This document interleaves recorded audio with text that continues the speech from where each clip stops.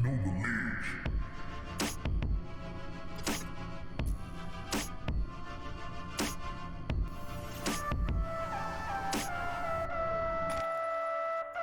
Know the ledge. Hello, people. Welcome to Know the Ledge. This is the hip hop show that tells you the real, what is really going on in the culture, but not just hip hop, but hip hop heads and what they get up to, and not just within the culture, but also in their daily lives. As we know, it's lockdown season, so it's like this is like KTL Lockdown Edition. We're gonna have short, truncated interviews with heads from around the continent and hopefully from around the world. So today I'm joined by this gentleman, like we do on Know the Ledge. We don't like blowing people's horns. We prefer for them to blow their own horns to let the people know who they are, what they're doing. So, my brother, the floor is yours. Take it away and let us know who you are. All right, great. I probably will suck at the blowing my own horn part of the whole thing, but yeah, it is what it is. Yeah. So who am I? My name's Harry. I yesterday, well, I Yeah, actually, go right ahead. yesterday when we had a when we had a quick chat, I had Yeah. mentioned I had a whole plethora of names because I never ever introduced myself using my artist name. Yeah. You know, I would never go in and say, hey, listen, my name is Metamorph and blah blah blah blah. I would just introduce myself with my name Harry, and as a result, I would receive a whole bunch of names from different people. Yeah. And and the reason that I did that was twofold. Number Yeah. one, I just wanted to be do this whole thing of what you see is what you get. The Yeah. guy who's on stage rapping, yes, he calls himself Metamorph if you press him and ask him what his artist name is, but Yeah. the guy on stage rapping is the guy who you're going to meet off stage. You know, Yeah. no persona, no, especially because of my subject matters and that sort of thing. And number two, I even had the whole idea that what, at the end of the day, even if you forget my name, it's fine, because what I want you to remember is what I said, or if my content hits you, that's it. All If you right. could be like, you're that guy who said, then Yeah. I'm good. Then my job's done. All right. Because Dope. for the longest time, a lot of people kind of think like becoming a rapper is about becoming famous, and Yeah. that's not what it is for me though. I know. Dope, So man. it's stayed a professional hobby. I enjoy it, and yeah, I still try and push on other angles, as in trying to build platforms, help other MCs and things like that. Now, like before I go into the next question, Right. of course my next question was gonna be, how did you get into hip hop? But I want to ask something else. How much does hip hop influence you and everything that you get into? I would say it's influenced me quite a bit. Fortunately, I was asked this question some time back, and, Yeah. and I really had to think about it on the spot, though.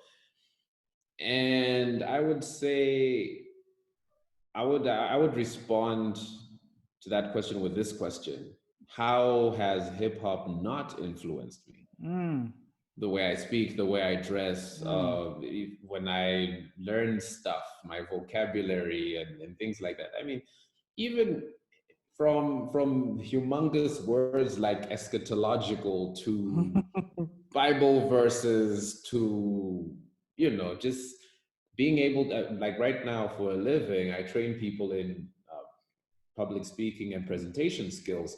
Yeah. A lot of that I picked up because of performing on stage. The Yeah. confidence, the being able to stand there, to roll with the punches. Like when you drop a line or you forget your words and that sort of thing, but somehow you just keep going.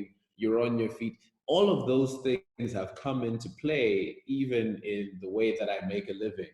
Yeah. And now I'm even using that in my workshops and coaching, and it's it I can't say it has there's an area that it hasn't touched, when it actually has. It's quite broad. That is so dope. I like now in I'm sure Namibia has its own scene. I was part of that scene back in the day. Um Right.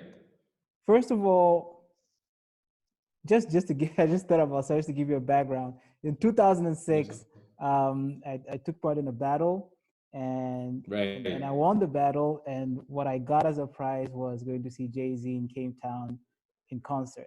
I Right. Right. I know Right. it's a long Yes. time ago, but I've never stopped talking about that because I felt No, like that was huge. we had that conversation Yeah. when Um, we'd be chatting via keyboards, and I yeah, do yeah. remember you mentioned that. Yeah, no, that's And there's dope. guys to this day that are a bit salty about that night. There's people who forgotten that night. Yeah, rub some salt in it. You Rub know? it in. So I also lost my first battle on an actual stage Okay. in Windhoek. Like I battled some Oh, kid word. Okay. who ripped me apart and was so horrible. And yeah, that taught me that you win some and you lose some. But I just want to find out. Do you remember who that kid was? I don't remember. Ah, okay. I don't remember. And like I felt it was one sided because he rapped in Hmm. Oshivambo. So I was like, you know what, that ain't right. Ah, But again, it's a battle. What do you do? I was in his turf, yeah, yeah, jumped on yeah, stage, yeah. did my thing. He did his thing, and he won. Kudos to him. Okay. I just want to find out, how is the scene now in terms of hip hop in Namibia? How has it changed? How has it evolved? How is it different? I would say it's very different from when you left it. When did you leave Namibia? I actually left in '07. Oh seven. Yeah. Okay, so you're OG. I only arrived Wow. in Yeah, no, I only arrived in '09. Okay.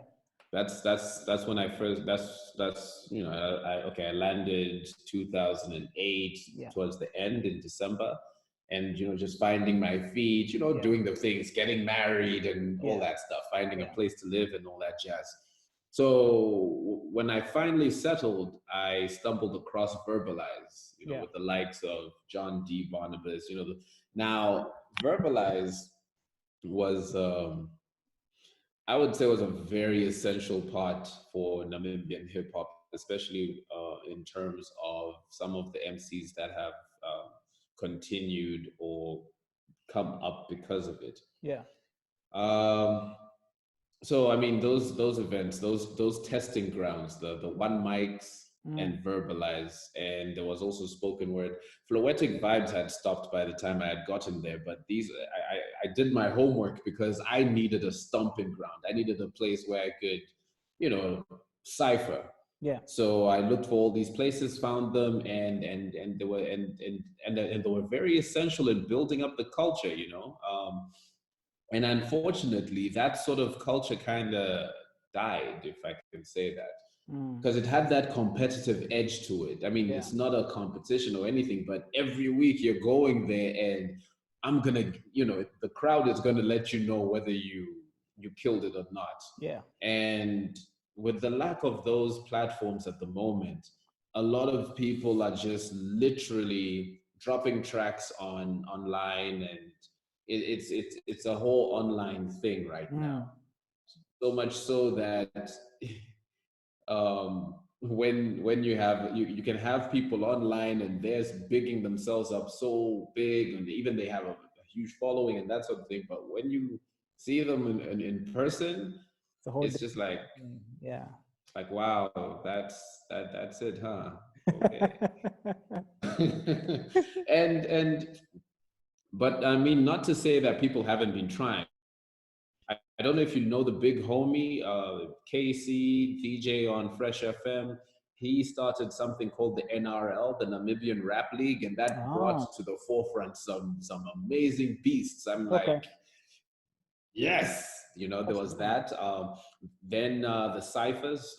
I don't know if I told you that I was part of the organizing team of that, and I was Mm-hmm. also the host. Yeah. And the idea of it was to, just to give hip hop a residential platform. Yeah. Yeah. because at music award ceremonies, Vintage Jazz Festival, all these events would happen, but none of them were a hip hop event. Yeah. So we wanted to say, like, guys, look, we're always a guest in other people's houses. Let's have our own thing. Mm. So we put together the cipher, and it wasn't this whole thing of, yeah, no, this crew comes, this crew can. Nah, we'd literally handpick, like, okay, we want that dude from there, that dude from this other place, and you would see on stage people that you wouldn't have seen rapping together, because everybody, or the way the culture is Yeah. generally at the moment, is that everyone's in their silos. You know what I mean? Yeah.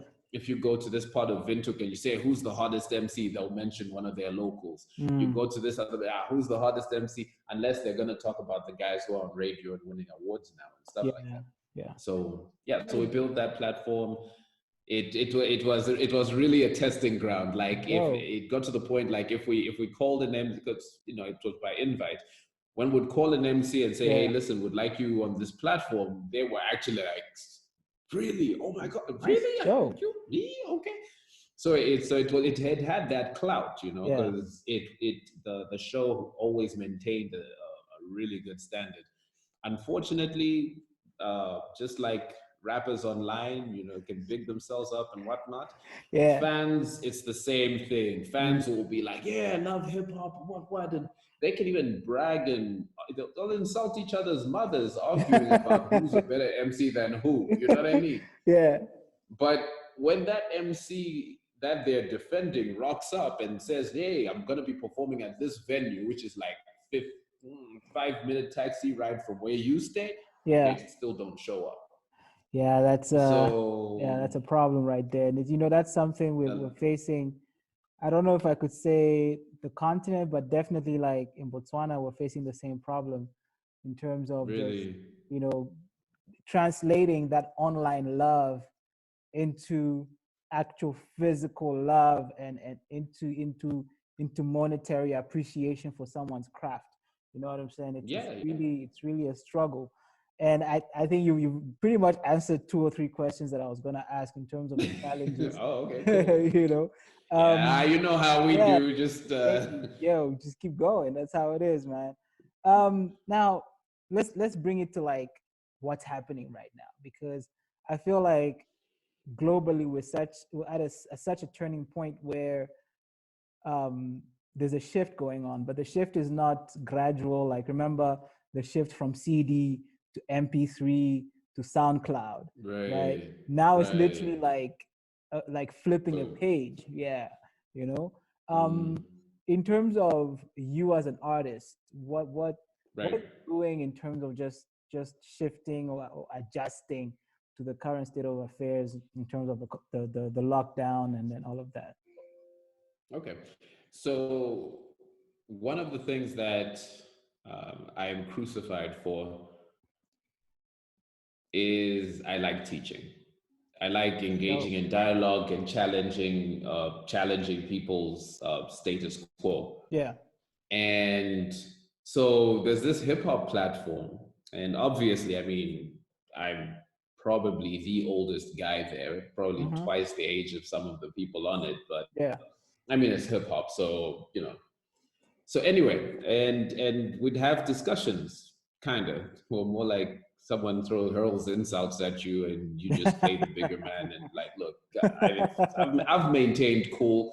I haven't called you out your name once, but this is the point I'm raising. Can you attack that? And let's see what's going on. I mean, I'll give an example. On the online platform, I said, okay, we're all aspiring to be well known. We all want to be known, and how dope would it be to get an invite to go and perform at a festival in Europe? Huh? That would be pretty dope, right? Yeah. And imagine your fans, they get to see you and stuff, and they're all white. And now you start rapping your lyrics and you have the N word all over the All over the place. place. What would you expect your audience to do? Like, these are your fans. They legit love you. They know your words. It's you wrote them, and they're rapping them back to you. Just those thought-provoking type of dialogues. And And also I put the something called the punchline challenge. And I mean, a lot of times people on the platform would just be, this is my new single, check it out, it's hot. Oh, this is Yeah. going to change the culture, check it out, that sort of thing. But I try and come from a different angle and say, okay, guys, okay, let's test and craft or learn lyricism or whatever. Yeah. Here's a newspaper article from today. Write 4 bars, Mm. and draw a punchline from this article. Mm. And people would actually comment, and some were really dope. And you could see people who had this thing, like this gift for writing, starting to come out and Yeah. stuff. And then you have some of the guys with loud mouths but no lyrical prowess whatsoever. And but the thing is, in such moments, kind of like that moment when you lost a battle and you're like, Yeah. damn, maybe I still need to work on stuff. Yeah. Because your online fans can give you the illusion that, oh man, look, you have the biggest following in the country. Who should you fear? Why should you listen to other people? You know what I'm saying? So that's some of what's happening, Yeah. kind of. Yesterday, no, 2 days ago, I dropped a video on there, also just to challenge the status quo. And I'm saying a lot of things that I've done, but I mean, there's other people who also chime in and stuff. It was my friend's birthday, and some lyrics were in my head, so I decided, let me just do some bars. And I thought it'd be kind of boring just spitting bars like, yo, it's your birthday, I figured let me make a music video, a cheap ass music video, where I would draw things, get my kids to color them with crayon and stuff. And those are the little images that I'll put in front of the screen while I'm rapping, and put the lyrics there, That wishing was everyone a happy really birthday. dope. I seen that and I was like, that is because we get so lost in trying to make the best music video, to try the Exactly. best available camera, to try and use the Yeah. best videographers and try and use filmmakers to shoot our videos, when without content, right? The video Right. and content, I mean, without the words, the words, the cadence, a good beat, the video is a waste of time. And what caught my attention was the fusing of the beautiful rap and the beautiful beat with a totally basic video, and it gave it that much more. Honestly, like I was like, this is Yeah. dope. This is like let's see, who could I compare it to? You know how Picasso painted, right? Or how Right. who's the French dude, the black dude, the Basquiat. You're right. Basquiat had very abstract paintings. Like it was almost like it was a Right. child painting. But if you looked at the Yeah. strokes, you could tell that it looks basic, but it's Right. actually really well thought of, and you can't repeat that. So It, yeah, yeah. go on.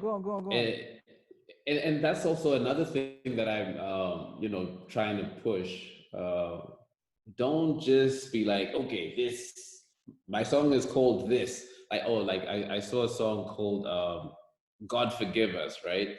And they got one of these, I don't know if it was a stock video and stuff, but it was like these cabaret dancers, like wearing hot pants, fishnet stockings and whatnot, and doing this like choreography. And it was somewhat, seductive in nature and that sort of thing. And I'm like, your title, your visuals, the like how is so just to get people to think out of the box, Yeah. we have to be. What makes a great video is not, like you said, all of those things. Yes, those things help, they're tools. Yes. But if that's what is being leaned on to make the video, then you're just going to have the same video that everyone else had.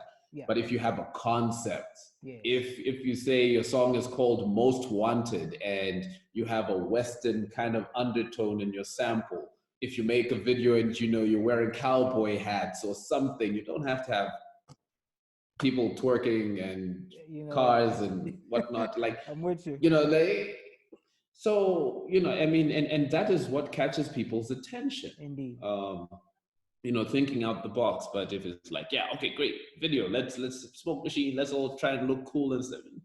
Which is why, like, one of my favorite artists is Stromae. Yeah, yeah, yeah. Yeah, I mean, if you see his videos, Yeah, it's his like it's a concepts wrap. are amazing. Like It's it's amazing. solid content. You don't understand. I mean, my French is not up there, and even just with the video itself, the story is clear. Yeah, Like, you understand what's what you're going on. singing about, it's conveyed. Makes Boom. sense. Like, Mm. it's not like you can take the visuals from this video and put your lyrics on it and it still makes sense, Mm. which is what most rap videos are like. Just take, put, and yeah. Nah, dope, So dope, man. So yeah. so that's the status quo at the moment. But where would you want the culture to be, like in the near future? Like, Okay. Another story. There was this hip hop talk organized by a friend, yeah. and I was one of the panelists. I was fortunate enough to be one of the panelists, and the title of my speech was "See You in the Funny Papers." Mm. And the idea of that is, like, in the newspapers, just after the comics, they would have the obituaries, the people that passed away and stuff like that. So people would somehow, so back in the day, there was a saying that people would say to each other, when they say goodbye, because life is funny, you never know what's going to happen. They'll just say, hey, see you in the funny papers. Yeah. And if hip hop died right now, how would the eulogy read? Mm. Would it be one of those, here lies hip hop, introduced us to twerking, booty shaking, and syrup, Yeah. Yeah. uh, turned up, showed us how to turn up. Was lit. Is that what is that? Yeah, it was lit. Is that the legacy that we want hip Mm. hop to have, or or do we want it to be like the way it happened with Frank Nobel? He had a very interesting mistake happen in his life. They wrote an obituary about him, but it was his brother that died, and they Yeah. thought it was him, and he was an inventor. And when they wrote his obituary, they said, "Here, today we say goodbye to the person who figured out how to kill thousands of people with very little effort." When he read that, he was like, "Is this how people are going to remember me?" And he switched up and made a couple of changes, and now today we have the The Nobel Nobel Peace Peace Prize, Prize. Yeah.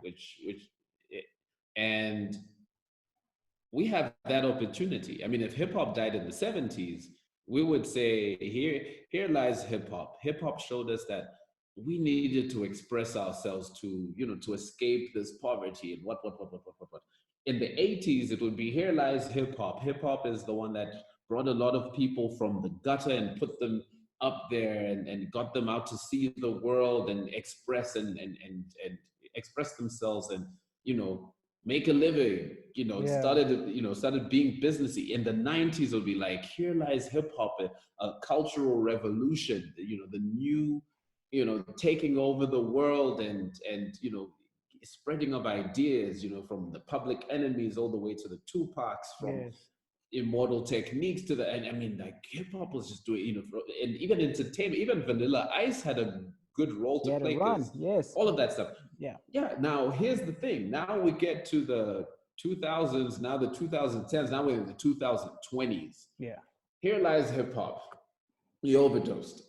Now that's what are we? So what's the obituary going to read like? Mm. And it's up to us. So Yeah. what I would like to see is, I don't want to dictate and say I want hip hop to be like this in Namibia, but I would at least like people to take cognizance or of, I am writing the legacy of hip hop right now. 10 years from now, are they going to be like, yo, there was this kid, yo, oh, old head or hip hop head, his name was Harry, and he's the one who, I don't know, took hip hop into the corporate space and Mm. got it the respect that it needed. I mean, because right now we're not getting endorsements Yeah, because facts. everybody's just, everybody's just acting ignorant and whatnot, and they're not considering the brand or or the role hip hop can To actually play. play in. To love hip hop, great. Doesn't mean that you have to, you can, like the way I do it. I use hip hop to actually get into corporate Yeah. spaces. When I do my trainings and stuff like that, I use hip hop to get people out of their comfort zone, to Mm. break the ice, or to show people that, listen, you can do things that are out there that you think people won't appreciate, but if you ABC, and these are principles that they can take in the corporate world. Now, the corporate brands and hip hop, they can meet, but that depends on the ambassadors. Now, if the ambassadors are always just turning up, and Yeah. why would they want to give us money? And then we Indeed. complain, yeah, they're not giving us money to fund our shows. Why should they? They have no interest in, and it's not to say to sell out. We can be legit, and still see eye to eye on things. Like if we want to empower people, and there's a electricity company that says yes, bringing light into the darkness, and you're like, yeah. Now we also want to light up the minds of the people, and we use hip hop. This is where we can connect. So stuff like that. You know what? We could go on for hours and hours and I, hours about this. And I yeah, think, and I would want to like just have like a series with you where we sit down like maybe once every couple of weeks and just break down some of these concepts. Because the funny thing is, it's like when I'm hearing you speaking, I'm hearing myself right. talk when I'm on radio and I'm saying these things. So it's refreshing to hear that coming from somebody who's out there in Namibia, out there in Windhoek. So for now though, just as a closing, just let the people know. I know there's gonna be a lot of people that will want to pick your brain on some of these things and find out how you made the transition, for example, from not really a transition, but how you took hip hop from where it was to how you use Being it a to hobby into yeah part of my, of your yeah, professional life, of your career. So just drop yeah. us your details on social media and how like people can reach you, just so maybe they'd want to continue the conversation on the side. Thank you for saying conversation, because I don't really record and post music. I'm more of a live performer, Yeah, but what I do enjoy is engaging yeah. and dialogue. So fortunately though, I do have a SoundCloud, so we can Oh, start there. My name's Harry Musimuko. Oh yeah, it's showing on the screen right there.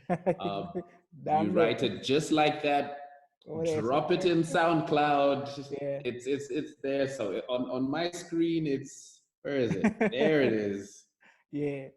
So if you take that name, put it in SoundCloud, you will find me. If you find another dude, he's an imposter, let me know. I'll battle that dude. And yeah, no, I'm kidding. And that's also the name I use for Facebook, for Instagram and Twitter. I'm more Instagram like and type of thing. So if you look for H Man, like like a superhero, H Man type of thing. So H Man and then Menace, all one word. That's my handle, at H Man Menace. That's both Twitter and Instagram. And let's discuss. Let's I mean, I also, like I said, I love teaching. So if you come to me with, oh, here's my track, would you like to review it? Yeah, we actually used to do reviews online as well on Mm, this platform. And yeah, we take people's music and be like, okay, this is, because at the end of the day, exchanging ideas is the only way that we'll progress. As long as we're in our own little fish bowl, we'll think we're the greatest thing in there. naturally, So naturally. yeah. Okay. So as Well, for transitions and corporate world discussion, all that stuff, hit me up. super, man. Like this is it's been dope, man. Thank you so much for taking the time to have this conversation.